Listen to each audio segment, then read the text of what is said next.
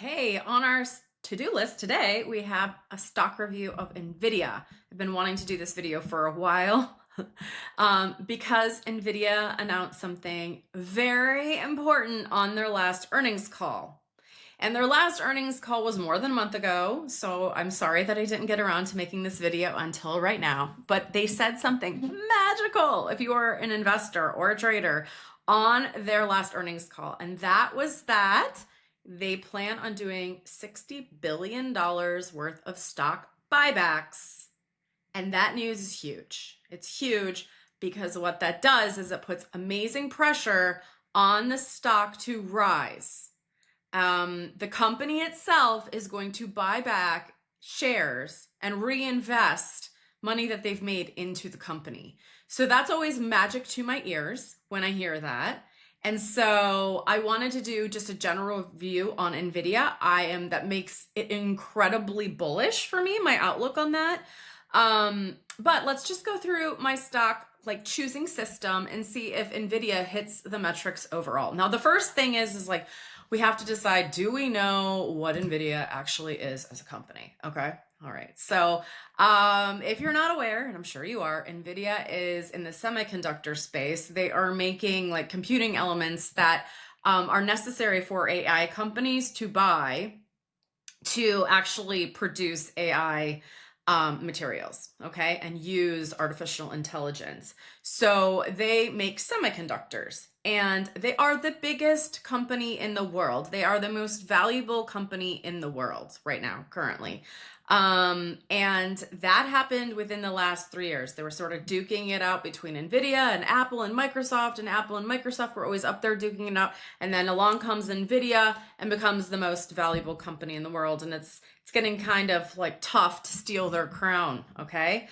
So that is what NVIDIA is. It's the most valuable company in the world. I'm not so sure we need to know a whole lot more than that. They do have competitors, but they are the best in the space.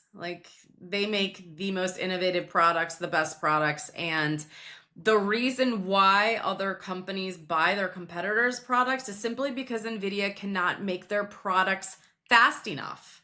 They have waiting lists for their product. That to me is music to my ears as an investor and a trader in this stock, because the demand is there. The demand is there and they can't keep up with the demand. So that is just music to my ears. The next thing that we want to do as part of my evaluation system is we want to look at the 5-year, 1 year, and 3 to 6 month chart to see if those charts are up. And the 5-year chart is up 1,276%. I'm so happy that I've been involved in owning this stock for the last few years because I've done incredibly well holding it and trading it. Okay, the 1 year is up 42%. I don't know who wouldn't be happy with that. And then let's just look at the 6 month. We're up 55%. And then the 1 month, we're down a little. Nothing to be concerned too much about there, actually, because we're in September right now, and September is a weak month for semiconductors. So is April. I just happen to know that from studying these stocks for a while. So that's that. The other thing, too, that I think is interesting about NVIDIA is that it just broke out of a pattern in June, July time, of being in a pattern of consolidation.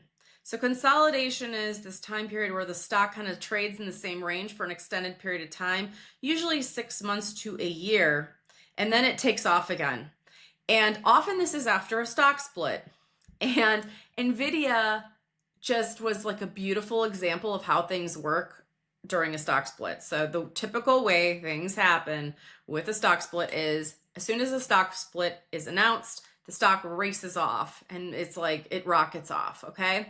And then after the stock split, the stock will go through usually 6 months to a year of consolidation where the stock's price will sort of stay in the same range. And that is exactly what happened with NVIDIA. It is textbook example of what normally happens. And in case of NVIDIA, it did happen just like that. So I think that's very interesting. Okay.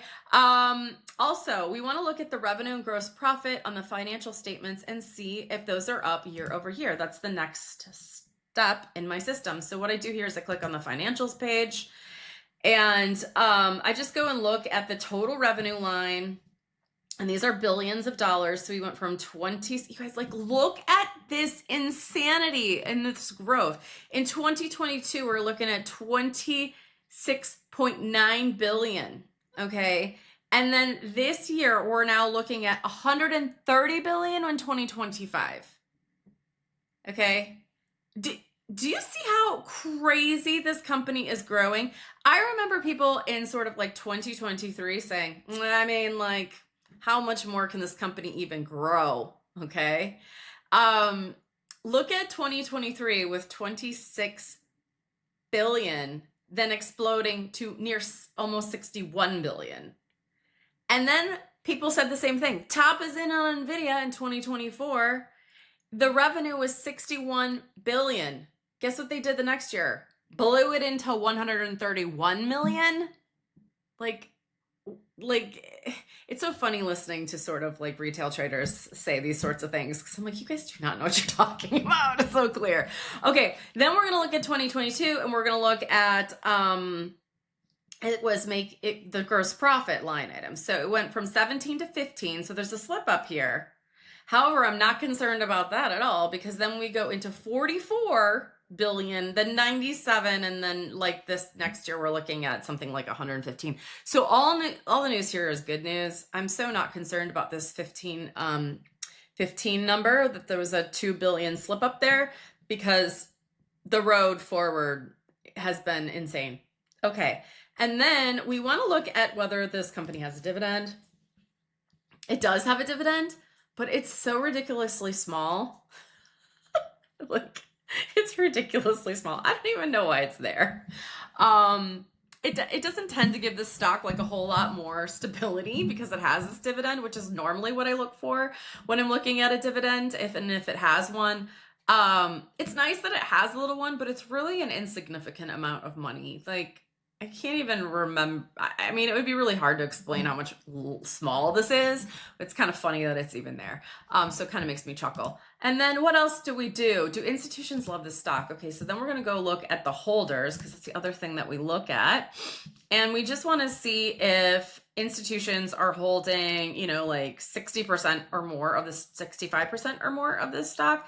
And sure enough, 68.98% of the shares are held by institutions, and the float is 72% held by institutions. So that institutional ownership is like a great pad to have in the stock, because institutions are not likely to leave the stock in droves unless the stock should come across some major bad news.